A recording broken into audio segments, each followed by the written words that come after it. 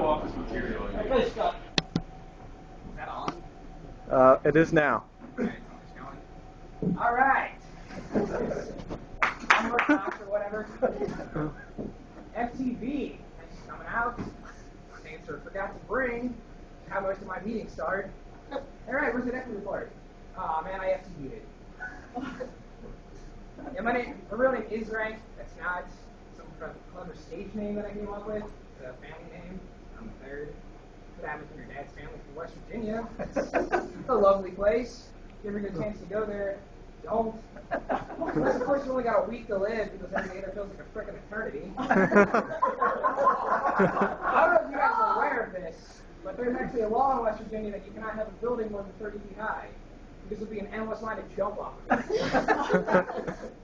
My dad's family is from West Virginia, but I'm actually originally from the West Side. Growing up was kind of interesting. My dad used to make us go on these vacations. There's always a catch. They had to be educational trips. And I had to read every sign at every place we went to.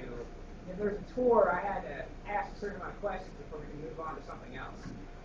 I guess what I'm trying to tell you is if you're ever on one of these trips and there's a kid who won't shut the hell up, it's not his fault. He's not his little nerd. His dad's really cheap. My mom used to want to help out with the sports activities that we were in, but she was really busy with work, and she would always forget when it was her turn to bring snacks, which meant I just had to grab whatever I could find in the fridge on the way out the door. Which made for some interesting after-game team meals. Guys would come over and start digging through the bag. All right, got some leftover Chinese food, a couple of bottles of tonic water, and half a fruitcake. Way to go, Mrs. D.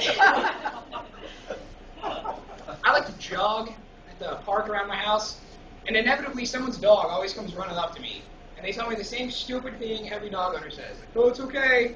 He likes people. Well, that's awesome. But he's only 50% of that relationship. If I don't like dogs. I love bears, but I don't run up and hug everyone that I meet. I like to go to strip clubs in my free time. And there's always guys in there that have big stacks of cash, and they like to throw it up in the air and make it rain. I think that's pretty cool, but I don't have a lot of money. So I can do back a change and make it sprinkle. I used to live in a white trash neighborhood, and I don't know if you guys are aware of this, but there's different rules there that don't apply to other cultures. For instance, if it's 80 degrees and sunny out, no one has to go to work or school that day. You're allowed to just hang out in the road and drink beer. No age requirement. Also, a diaper. Diapers is a pair of pants. Again, no age requirement on that one either.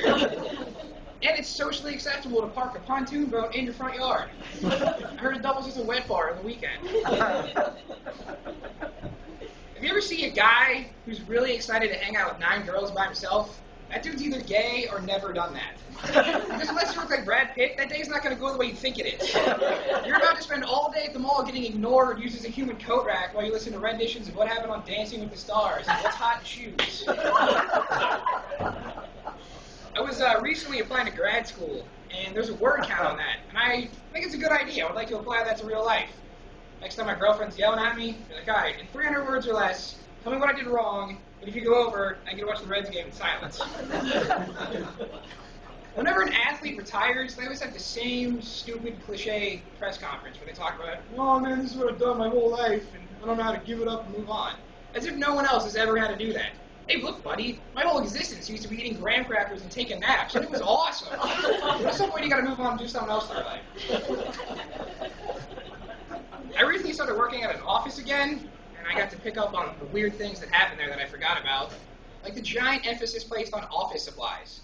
Sure, at the beginning, everyone seems like a mild-mannered professional, until all of a sudden somebody switches desks. Then you're getting hit in the back of the head with a keyboard by some 7-year-old woman looking for a box of pens and a shiny new monitor. And I'm amazed at the people who run that. They act like they got gold and they're running Fort Knox. Like, oh, I can be trusted with social security numbers and account numbers, but I don't have the G7 classification to get to know where they keep the Post-it notes. And it's amazing that you see these lobbyists giving these politicians huge stacks of cash and really nice trips to try to get them to do whatever you want. When everyone who's ever worked at an office knows all you need to get someone to do something for you is free food. They can come in on Friday and say, oh, we got a meeting at 7 on Monday. This place sucks. I'm bringing bagels. I'll be there at 5. There's also been a lot of talk recently about what's American and what's not, and all these pundits on CNN want to talk about being patriotic. And they always give these really over-the-top, lavish examples. I don't think it has to be that complicated. One of the most un-American things out there right now is public restrooms. In this country, we love space. We love to hang out in our big yards with fences, and we don't sit next to people we don't know at restaurants or movies. But in there, we love being toe-to-toe with total strangers. And we spend all day on our computers and our phones listening to music to distract ourselves from our surroundings. But in there, we're totally cool with being at the mercy of nature. If there's ever a time I don't have any idea what's going on, I don't want to hear, smell, or see anything, that is the place to be doing it. All right, hit my word count. I'm going to end on that.